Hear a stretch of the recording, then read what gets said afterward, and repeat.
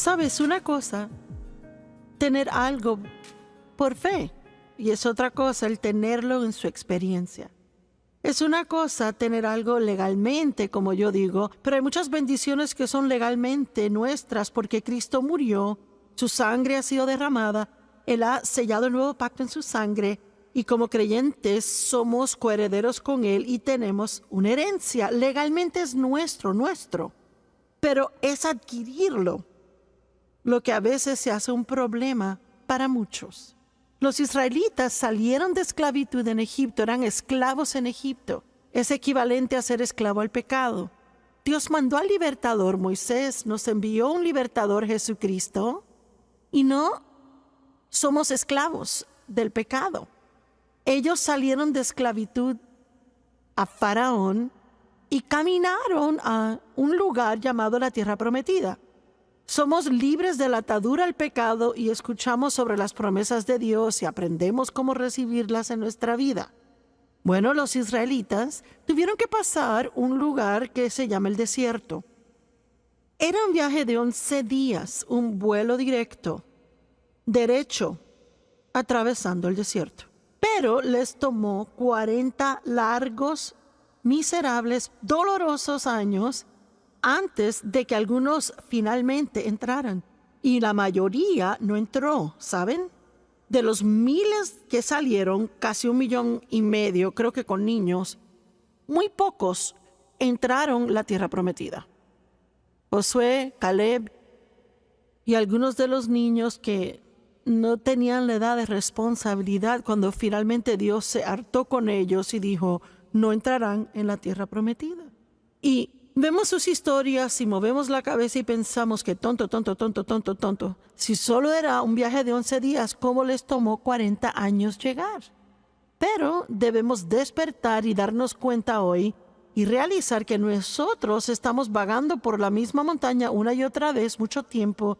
Mi palabra a usted hoy es que es tiempo de pasar y moverse rápido hacia la tierra prometida. Así que pensaron que sus enemigos eran el problema, que eran los ismaelitas, heveos, jebuseos, cananeos. Todos tenemos nuestros eos.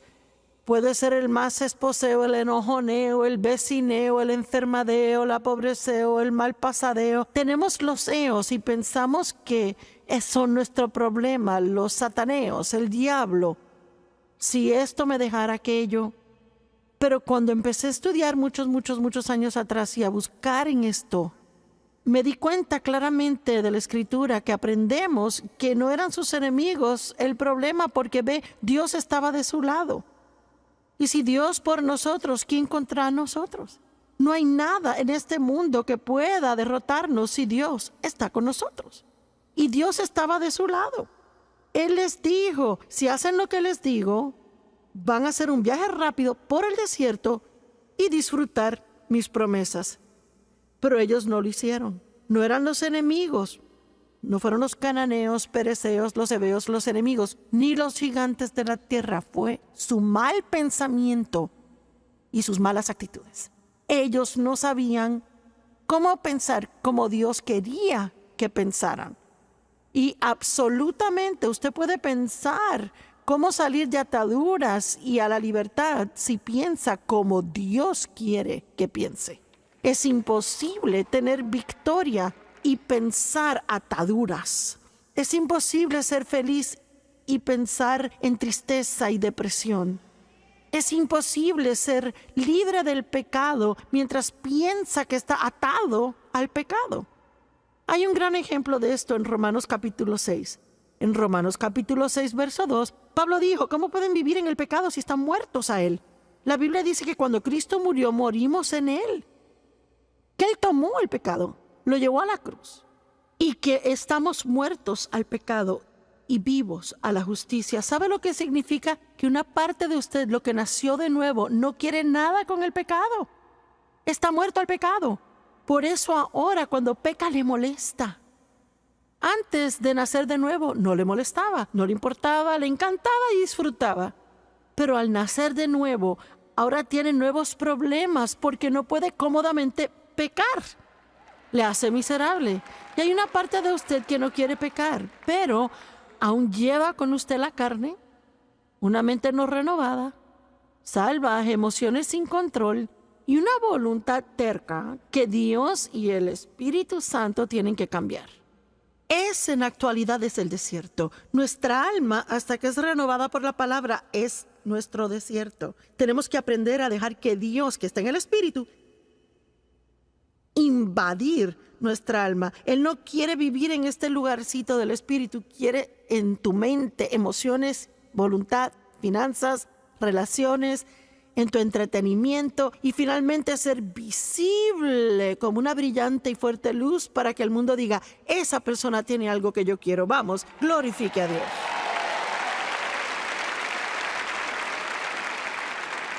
Y Romanos 6:2 dice, estamos muertos al pecado, pero Romanos 6:11 dice, ahora considérense muertos al pecado y vivos para la justicia. Amo eso porque dice considere, es un proceso de la mente. Y puede decir que Romanos 6:2 dice, está muerto al pecado, pero Romanos 6:11 dice, piense ahora que está muerto al pecado, crea que está muerto al pecado. Y decimos, estoy muerto al pecado, y cantamos coritos de ser libres en Cristo, pero nos da miedo el pecado. Decimos que somos adictos, somos esto y lo otro, no puedo vencer, es duro y no puedo vencer eso. Y quedamos atrapados en un desierto en esa área. Tenemos que pensar como Dios piensa y decir lo que Dios dice. Y eso va a ayudarnos a avanzar a través del desierto y comenzar a vivir en las promesas de Dios.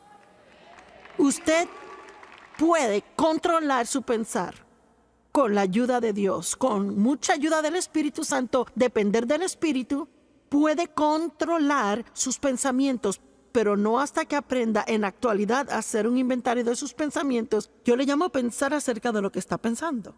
Donde la mente va, sigue el hombre. Si no le gusta su vida, vaya a casa, tenga una reunión consigo mismo y piense de qué ha estado pensando. En vez de culpar a los demás, tenga una reunión consigo mismo y pregúntese si es tiempo de que se deshaga de ese pensar súper mal. Amén. Fije su mente y manténgala fija en buenas cosas. Y sabe, dos de las más populares escrituras creo que las usamos para enseñar acerca de la mente. 2 Corintios 10, 4 y 5, las armas de nuestra guerra no son carnales, sino poderosas a través de Dios para echar abajo fortalezas, derribando imaginaciones, razonamientos, teorías, llevando cada pensamiento cautivo a la obediencia a Cristo.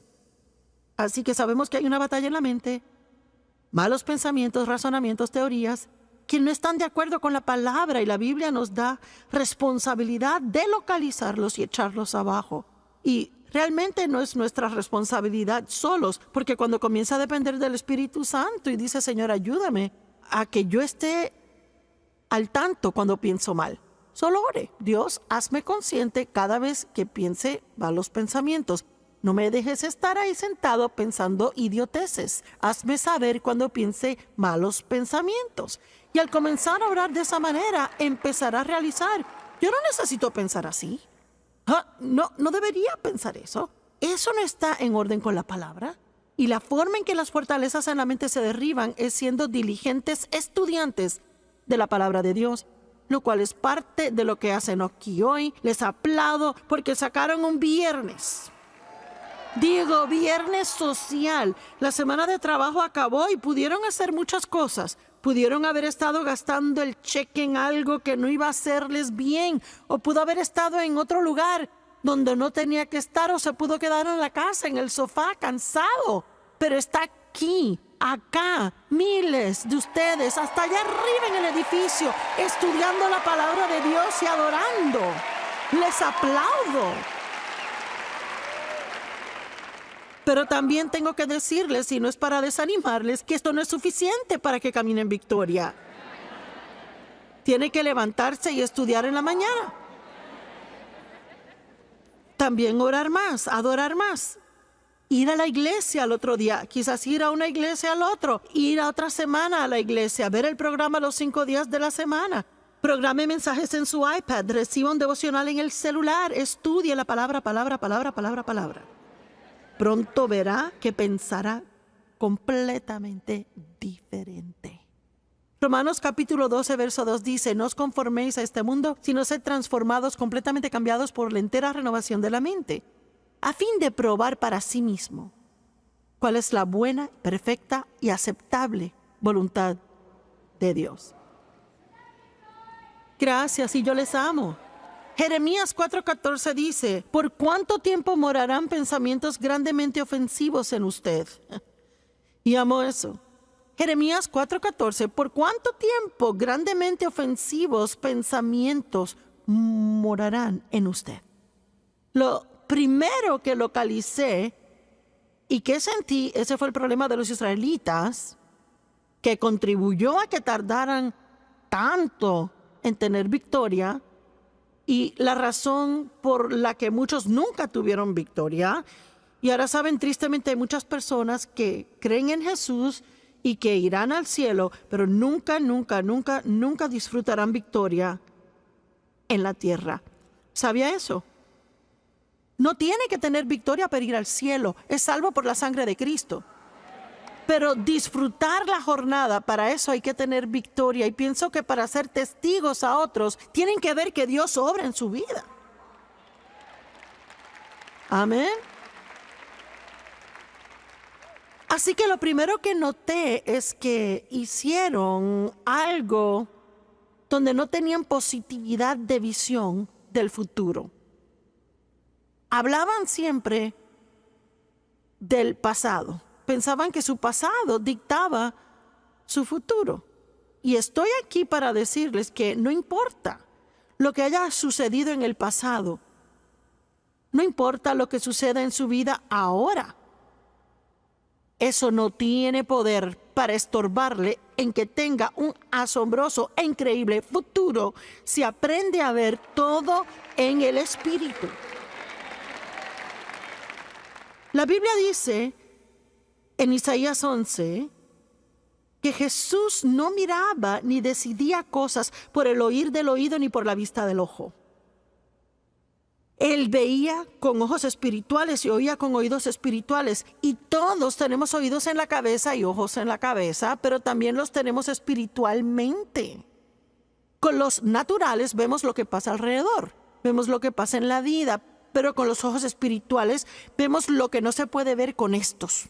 Vemos con una actitud de fe y decimos: Dios dice que tengo un buen futuro y yo creo que puedo tener un buen futuro.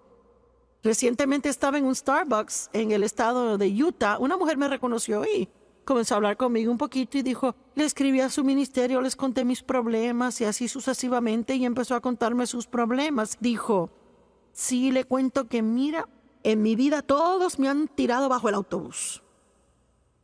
Y claro, yo no le dije esto a ella porque no quería herirle, pero cuando salí pensé: bueno, señora, a mí también me tiraron, pero yo manejo el autobús. Amén. Bueno, y ella se detuvo al decir: me tiraron debajo del autobús. Y les cuento que ella estará sentada contándole a otros la misma triste historia de aquí a 1 año, 5 años, 10 años por igual, solo que su historia se hará más y más amarga y sonará peor y peor, porque ella no tenía esperanza de cambio en su vida. Y traté de decirle un poco a ella: mira, Dios puede cambiar cosas, confía en Dios, créele a Dios. Todo lo que salía era una excusa o un caso especial, porque el caso de ella era especial. No era como cualquier otro caso, no había nadie que había tenido algo tan malo. A ella la tiraron bajo el autobús y las 4 ruedas las tenía arriba y ella no tenía intención de salirse de ahí. Bueno, yo decidí manejar el autobús. Y usted puede hacer lo mismo. Pero déjeme decirle algo: esto no es algo que otro decide por usted. Esto es algo que usted decide hacer. Y me gustaría que viéramos el ejemplo de Génesis capítulo 13. Vemos un hombre, Abraham, quien perdió todo, y él terminó con más de lo que perdió. Y sabe que en la economía de Dios puede perder cada cosa que usted tenga. Y si aprende a mirar con el ojo de la fe, puede terminar con más de lo que perdió. Job perdió todo, terribles pruebas tuvo y al final Dios le dio el doble de lo que él perdió. Abraham bendijo a su sobrino Lot al compartir lo que tenía con él. Y entonces ambos se hicieron tan prósperos que tuvieron tanto ganado, empleados que no se llevaban. Los empleados no se llevaban.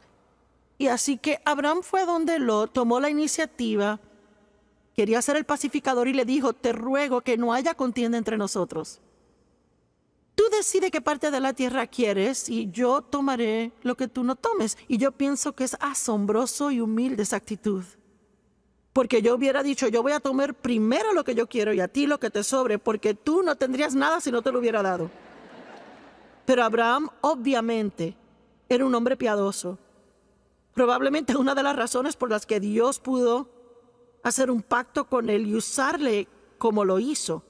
Y claro, si lee el capítulo 13, Lot escogió la mejor porción del valle del Jordán para sí.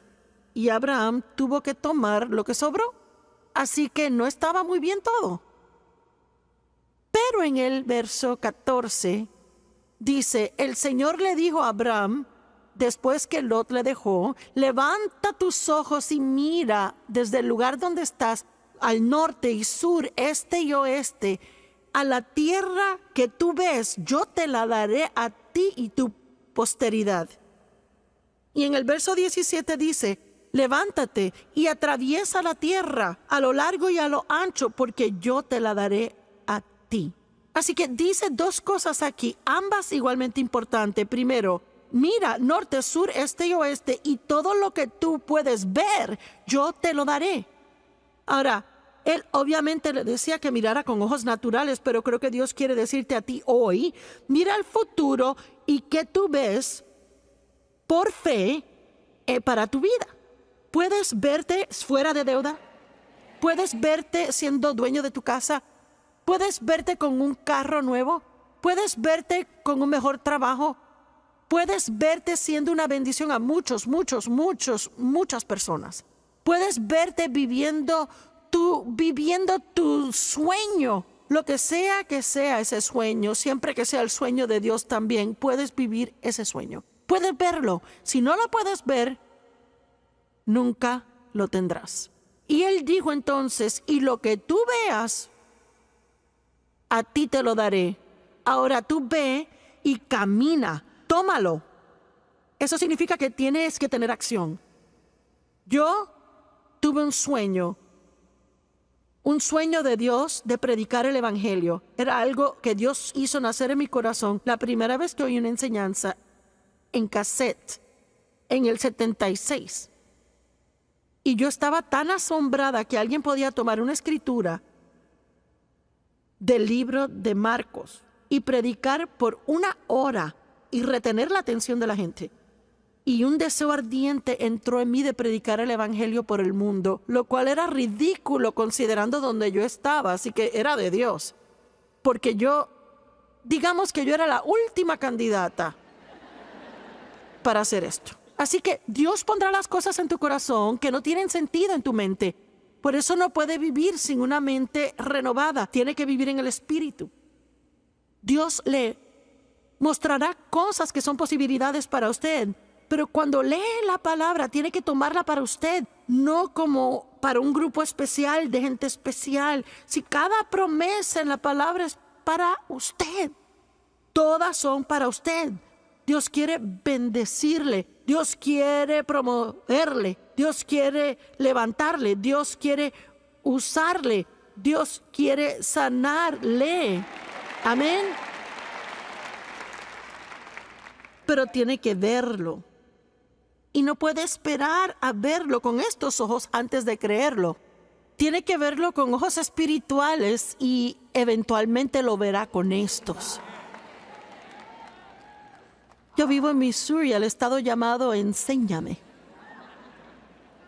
Bueno, en la economía de Dios tiene que creer primero, verlo con el ojo de la fe y eventualmente lo verá en el espíritu. Pero también, aunque por fe Yo reclamo lo que creo que Dios ha hablado sobre mí, me ha dado.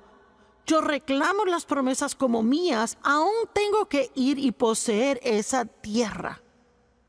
Ahora, la palabra poseer es interesante porque si la estudia significa desposeer a los presentes ocupantes y luego tomar la tierra. Así que habían enemigos en la tierra prometida y ellos no querían tratar con enemigos. Así que no querían entrar. Querían dar vueltas y vueltas esperando que Dios hiciera algo acerca de los enemigos antes de entrar. Y Dios les había dicho que entraran. Y hay algo interesante aquí.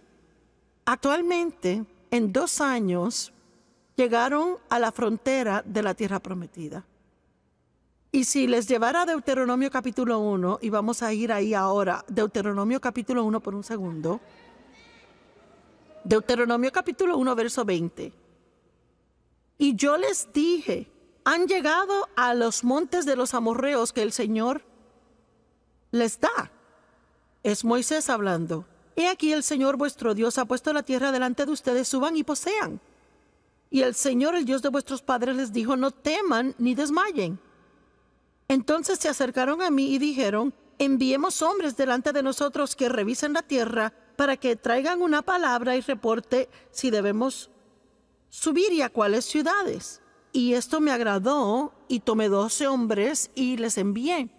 Esto es lo que llamamos los 2 espías que subieron a revisar la tierra. Y de seguro, verso 25, tomaron del fruto de la tierra en sus manos y lo bajaron y lo mostraron diciendo es una buena tierra que el Señor nos da. Ve al verso 26, pero ustedes no subían, sino que se rebelaron contra el mandamiento del Señor. Ahora, yo no tengo tiempo para revisar esto, pero después decidieron, ahora sí vamos a subir. Y Dios dijo, no traten de subir ahora, porque ahora no estoy con ustedes. Debieron subir cuando les dije. Así que entonces, en la frontera de la tierra prometida, cuando Dios les dice, ahora es el tiempo de subir y poseer, no querían entrar, se rebelaron contra el Señor y vagaron por otros 38 años en el desierto. Y muchos murieron allá afuera. Y quiero enseñarles una lección. Cuando Dios te dice es el tiempo de tratar con algo,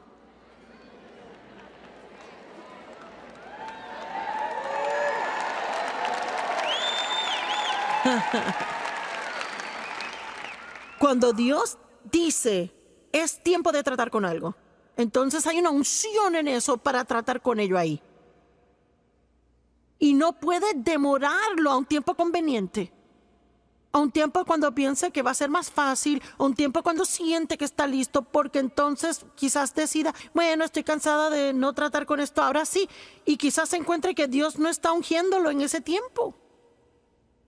Tenemos que aprender que cuando Dios toca cosas en la vida de uno, tenemos que tomarlo en serio. Si usted sabe que Dios trata con su mala actitud, trate con eso. Si sabe que Dios está tratando acerca de la falta de perdón, trate con eso. No haga una excusa acerca de que es duro perdonar. Le voy a contar algo. Odiar es duro. Es más duro que perdonar. El perdón es fácil comparado al odio y la amargura y resentimiento y estar lleno de veneno.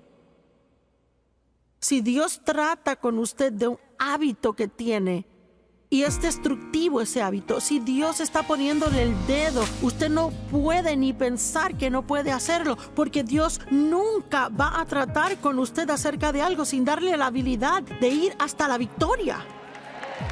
Pero tiene que creerlo.